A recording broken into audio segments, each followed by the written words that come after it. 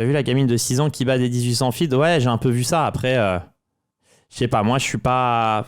Je le dis très franchement, hein. Après, les parents font un peu ce qu'ils veulent, mais moi, je suis pas super à l'aise avec ça, personnellement. Je trouve que... Après, c'est peut-être moi qui projette ça sur ma fille, mais il y a tellement de gens qui se font du buzz avec cette petite fille, etc., sur les réseaux, avec des comportements qui sont parfois un petit peu limites, quoi. Je sais pas, ça m'inquiète un petit peu pour elle. Après, je sais que je vais pas me faire des amis en disant ça, parce que tout le monde kiffe et je peux comprendre aussi, mais c'est peut-être un peu le côté papa et projection sur ma fille. Je sais pas, j'ai un côté un peu... je me questionne, est-ce que c'est vraiment... Et puis tous les créateurs de contenu qui se font un peu de buzz dessus, je me dis, les amis, on se fait de l'argent sur un enfant de 6 ans là quand même. Je veux dire, moi ça me fait peur personnellement. C'est vrai que vouloir se faire du buzz et de la thune sur des gamins comme ça, alors là je parle pas des parents mais plus des influenceurs autour, c'est un peu... voilà, moi personnellement je le ferai pas parce que c'est un peu compliqué. Les enfants, faut les protéger, quoi. Après, peut-être moi qui suis hyper protecteur envers ma fille aussi et qui voit les choses comme ça, mais je suis un peu mal à l'aise par rapport à ça. 6 ans, c'est quand même très jeune, quoi. C'est quand même très jeune. Après, voilà, si c'est les parents qui ont l'autorité parentale et qui décident, peut-être que c'est bien géré, je sais pas. Juste, j'ai l'impression que tous les réseaux, surtout sur les réseaux, tout le monde dit que c'est génial, etc. Moi, je me dis attention les amis, les enfants, surtout là maintenant avec tout ce qu'on voit. Avec tout ce qu'on voit, ça fait flipper. T'as vraiment peur pour tes enfants maintenant dans le monde d'aujourd'hui. Son niveau de jeu est génial. Mais je sais pas en fait, hein. Je sais pas, hein, quand je vois la petite Bodana, elle est pas beaucoup sur les réseaux, mais elle est déjà à 23 feeds à 10 ans. Je sais pas, j'ai du mal à juger aujourd'hui du niveau des enfants. J'ai vraiment du mal à juger de ce qu'ils font. Ouais, Bodana et FM maintenant. Ouais, Bodana, elle est monstrueuse. Après, elle a 10 ans, hein, c'est plus âgé. Enfin voilà, j'ai dit ce que je pensais. J'ai l'impression que mon avis est pas forcément très partagé, parce que quand tu vois sur les réseaux, t'as pas mal de gens en fait qui m'écrivent et qui me taguent souvent. Mais bon, moi, je suis pas si dithyrambique. Mais comme je dis, après, il y a aussi peu de streamers et de créateurs de contenu qui ont des enfants, hein. C'est un enfant hyper actif, très distrait à table en face de l'échiquier. Elle regarde à peine l'échiquier, pourtant elle sait exactement quoi faire. Après, il faut voir dans des tournois contre des joueurs classés en partie longue. Tu sais, c'est parce que les gens, de manière générale, n'ont pas d'empathie et préfèrent leur divertissement éphémère et injustice. Je sais pas trop, écoute. Je sais aussi que les gens sont pas dérangés par le plagiat, le vol de contenu, le buzz sur les enfants. En fait, j'ai l'impression que les gens ont quasiment aucune empathie envers les autres aujourd'hui sur les réseaux, et que pourtant quand tu parles avec les gens dans le réel, ils sont un peu différents. Je sais pas, je sais pas, moi je suis un peu inquiet, mais j'ai l'impression vraiment que les gens qui sont sur les réseaux à haute dose perdent une partie de leur humanité. Mais après, je sais pas, c'est un ressenti personnel. Ça a peut-être toujours été comme ça, c'est juste que c'est plus visible aujourd'hui. Ouais, je sais pas, je suis d'accord, c'est la vie qui doit être comme ça. C'est juste que quand tu es beaucoup exposé au réseau, tu le vois aussi plus, quoi. Non, mais après, aux échecs, il y a aussi un truc, à un moment donné, qui peut ralentir la progression ou la rendre plus compliquée. C'est qu'en fait, les échecs, jusqu'à un certain moment, c'est un jeu assez superficiel. Où, genre, pour battre des joueurs jusqu'à 2000, en fait, juste si tu vois bien les tactiques, ça va être assez facile. Enfin, assez facile. Tu peux vite être meilleur qu'en tactique. Par contre, à un moment donné, quand tu arrives vers 2002-2003, c'est un jeu où tout le monde à ce niveau-là voit les tactiques faciles. Et pour pouvoir faire un peu la différence, il faut être très bon dans les calculs de variantes longues. Donc ça, c'est une première chose. Et la deuxième chose, c'est qu'il faut être très bon en ouverture, donc avoir une bonne mémoire. Et donc, ça veut dire qu'en fait, tu peux aussi avoir et ça vaut pour tous les enfants, en fait, généralement. Hein. Tu as des enfants, parfois, qui ont un profil où ils progressent très vite, ils deviennent relativement forts. Et après, dans un deuxième temps, ils bloquent vraiment complètement parce qu'ils n'arrivent pas à... ils ont moins de capacité, peut-être, pour le calcul long. Et surtout, après, il faut travailler pour le progresser, ça, et pour le travailler. Et tu peux pas le travailler simplement en jouant. En fait, il va falloir commencer à à faire beaucoup de finales, voilà, progresser dans tous les autres compartiments du jeu qui sont un peu moins fun pour certains.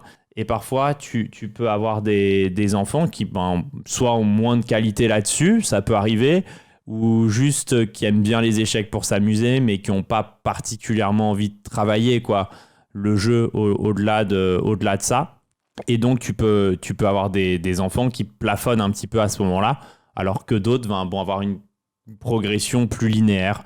Ça dépend, hein, ça dépend complètement. Tu vois, par exemple, un gamin comme Oro, là, que moi, je pensais plafonnerait un petit peu, au contraire, il montre qu'il est vraiment tout-terrain et qu'il est bon dans tous les domaines du jeu. Et aussi, je pense que c'est un gamin, Oro, qui travaille aussi beaucoup les échecs globalement.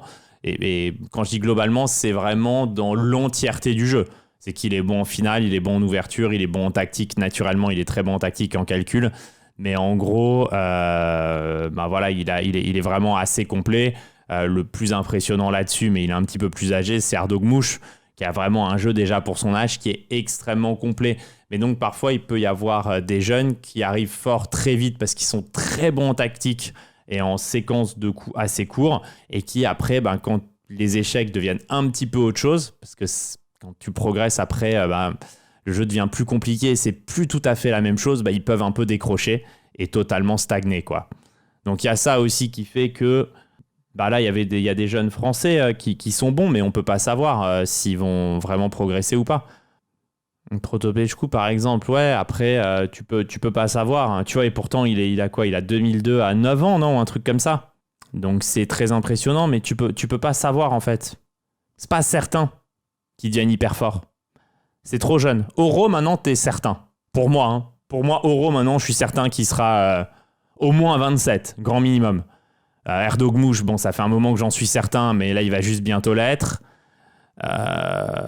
Gourel, il va l'être aussi, je pense, même si un peu moins fort que les deux autres. Chokhdiev, c'est un moment que je l'ai pas vu, mais ça se sentait dans ses échecs qu'il avait un petit peu ça aussi. On entend un peu moins parler quand même. Si, là c'est juste que tu n'ouvres pas Twitter, mais là il joue le tournoi à Moscou, c'est pour ça. En fait, t'as pas mal de gens qui lui reprochent là qu'il essaye de faire sa dernière norme de grand maître en Russie. Mais donc ouais, en ce moment, il est à Moscou au tournoi de l'Aéroflotte pour faire sa dernière norme de grand maître. Il y a le jeune américain, celui qui a bien terminé au Grand Suisse. Alors, il y a deux américains, il y a Woodward. Par exemple, Mishra, il semblait hyper fort.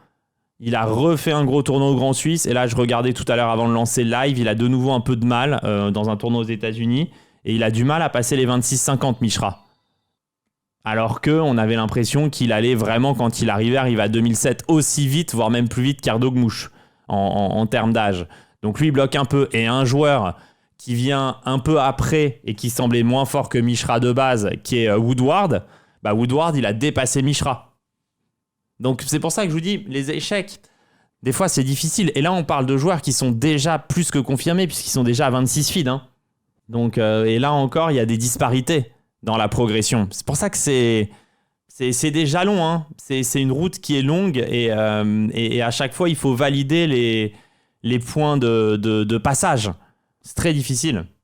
Mais ouais, Mishra, il semble vraiment complètement bloqué. Puis après, il a fait ce Grand Suisse où il a été très impressionnant.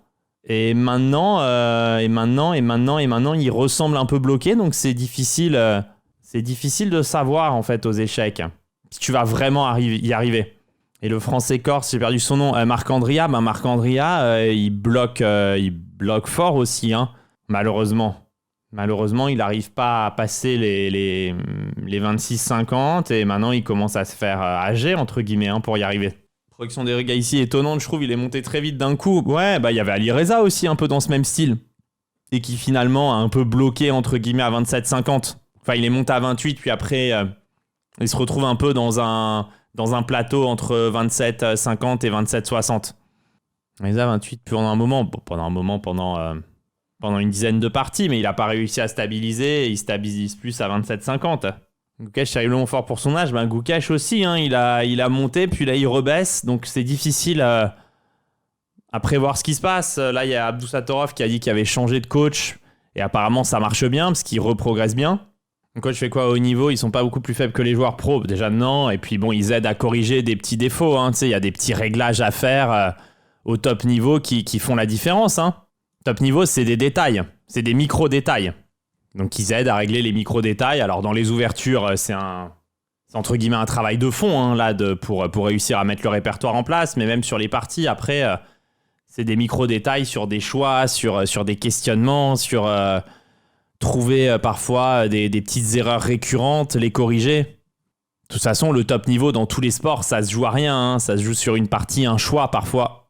Prépa mentale, il y a aussi de la prépa mentale, évidemment. Mais ça, c'est encore autre chose. C'est le coach mental qui s'en occupe. Écoute l'adversaire aussi, je suppose. Oui, bon, ça, c'est un peu le b.a.-ba. Hein. De toute façon, tu les connais, hein, les loustiques en face. Donc, c'est évidemment préparer les ouvertures des adversaires, voir un peu ce qu'il fait. Une somme de micro-détails, exactement. Donc oui, après... Là, Abdusattorov, c'est vrai qu'il avait eu un gros passage à vide probablement au moment où il a changé de coach et où ils ont mis de nouvelles choses en place. Et on a vu finalement que ça paye parce que depuis, il enchaîne les super résultats là depuis décembre. Mais c'est bizarre finalement de ne pas le voir au candidat parce que lui et Keimer, on sent que actuellement, en tout cas, ils sont nettement plus forts qu'un Prag par exemple. Mais bon, Prag, de toute façon, il a dit qu'il faisait un burn-out d'échec. Hein, donc, burn-out d'échec, ça fait mal. C'est peut-être ce qui s'est passé avec Ali Reza aussi à un moment d'ailleurs. On ne sait pas, mais peut-être après les candidats là où il a si mal joué, il a peut-être eu un genre de burn-out et il a eu besoin de temps, même de beaucoup de temps pour revenir. Mais ouais, c'est un jeu qui fait mal à la tête. Hein. Et ton avis sur le manque de femmes dans le top 100 ? Je crois qu'elles ont raison, le jeu les intéresse peut-être moins. Et c'est pour moi hein, le fait de pas devenir obsessionnel et perdre sa vie sur les échecs, c'est plutôt une qualité. Donc pour moi, si tu veux, l'absence de femmes dans le top 100 montre plutôt leur intelligence supérieure en fait. Pas perdre leur vie sur un truc de merde pareil, ça me paraît quand même plutôt un signe très positif. C'est ça en fait, les gens se disent oui, il y a moins de femmes dans le top 100 mondial, machin, est-ce que ça veut dire que les hommes sont plus intelligents que les femmes ou quoi ? Je pense qu'il faut vraiment prendre le problème à l'envers. Plutôt une forme d'intelligence que de comprendre à quel point c'est de la daube. Et que faire ça toute sa vie, toute la journée, c'est peut-être juste être totalement con. Donc en soi, tu vois, moi je prends le problème plutôt à l'envers. Pourquoi est-ce qu'il y a autant d'hommes qui deviennent complètement tarés avec ce jeu, à tryhard et à penser que à ça du matin au soir ? Est-ce qu'ils seraient pas complètement débiles ? Peut-être ils ont compris qu'il n'y avait pas assez d'argent dans les échecs. Non mais je sais pas, tu vois, c'est... Enfin bon, ça revient à la théorie de Vlad en fait. C'est que pour être fort aux échecs, faut quand même être assez... obsessionnel sur les échecs et donc c'est peut-être ça le secret. Enfin, c'est un sujet sur lequel il n'y a pas de consensus scientifique et c'est bien difficile de savoir quelle en est la raison profonde. Mais c'est clair que c'est un jeu très difficile d'arriver au top niveau et vraiment ceux qui sont dans le top 100 mondial aujourd'hui travaillent énormément les échecs forcément. Le coach Magnus, il sert à quoi ? Il joue des coups que personne d'autre ne voit. Alors, ce qu'il faut comprendre hein, aussi dans les coachs d'échecs, c'est que Stockfish 18, qui réfléchit 1/10 de seconde, est plus fort que Carlsen Prime. Donc, en soi, même si Magnus joue beaucoup mieux, si le coach analyse, il aura des meilleurs coups. Donc ça, c'est aussi quelque chose qu'il faut comprendre. Hein. Magnus a beau être hyper fort aux échecs, il est moins fort qu'un iPhone, quoi. Et on parle pas d'iPhone 18, hein. Je pense que même iPhone 10 peut mettre vitesse à Magnus. Je sais pas trop à quel point, mais visuellement comme ça, je me dis que ça doit largement suffire. Je parle pas que d'un téléphone qui pourrait aller sur Internet pour choper les coups, hein, mais juste sur son système. Est-ce que l'IA pourrait remplacer les coachs des top 100 ? Généralement, les coachs des top 100 s'aident de l'IA pour trouver les coups. Forcément. Puisque l'ordinateur est plus fort que l'humain. À partir de quelle version de Stockfish Magnus n'a plus aucune chance de gagner ? Le 1, je pense.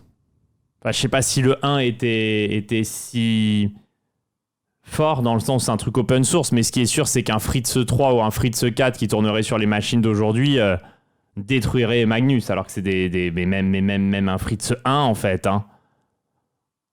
C'est sûr qu'analyser les trucs qui changent, et ce qui compte, c'est pendant les parties, l'instinct de Magnus refait surface. Non mais Magnus, s'il fait un match contre l'ordinateur, il a beau avoir un super instinct, il se fait défoncer quoi.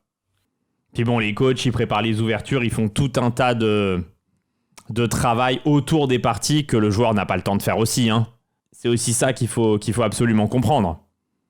Dernier humain à avoir battu un ordinateur, c'est Alexei Shirov. Je savais pas ça. C'était quel match du coup? Je me rappelle pas. Après, de toute façon, entre guillemets, une fois que Kasparov avait perdu le match contre Deep Blue, c'était terminé. Hikaru va faire des draws avec certains bots sur Chess.com. C'est quel niveau alors? Ah bah tu peux même réussir avec les blancs à faire nul contre le meilleur ordinateur. Hein. C'est même pas forcément très dur. C'est forcément très compliqué, mais c'est loin d'être impossible. C'est loin d'être impossible parce qu'avec les blancs, tu peux réussir à obtenir une finale vraiment égale si tu tombes sur une bonne variante et faire nul facilement. Je sais pas, si je joue une Petrov ou un truc comme ça, tu peux même jouer une variante de nul forcé. Donc en soi, avec les pièces blanches, faire nul contre l'ordinateur, c'est loin d'être impossible. Avec les pièces noires, faut vraiment réussir à tomber sur une ligne qui force la nulle, mais sinon c'est mort. Gagner, c'est quasiment impossible. Gagner, faut vraiment avoir énormément de chance ou que la machine fasse un bug, quoi. Quasiment, ouais, je crois que j'avais lu, il y a une stat, je me rappelle plus sur combien, mais t'as une chance sur un truc de fou pour qu'il y ait un bug pendant la partie et que la machine joue pas le coup qu'elle avait prévu de jouer. C'est extrêmement rare, mais ça peut. C'est extrêmement rare, mais elle joue le deuxième meilleur coup. Ouais, il y a un truc comme ça. C'est très, très, très, très, très rare, mais ça peut arriver. Et donc, si par chance, ça arrive à un moment donné où elle doit remanger ta dame parce qu'il y a un échange ou quoi, bah du coup, tu peux te retrouver à gagner la partie. Mon prof, il dit qu'à partir de 1800, les livres et les vidéos servent plus à grand-chose car c'est plus d'actualité. Faut changer de prof, May John Tacos.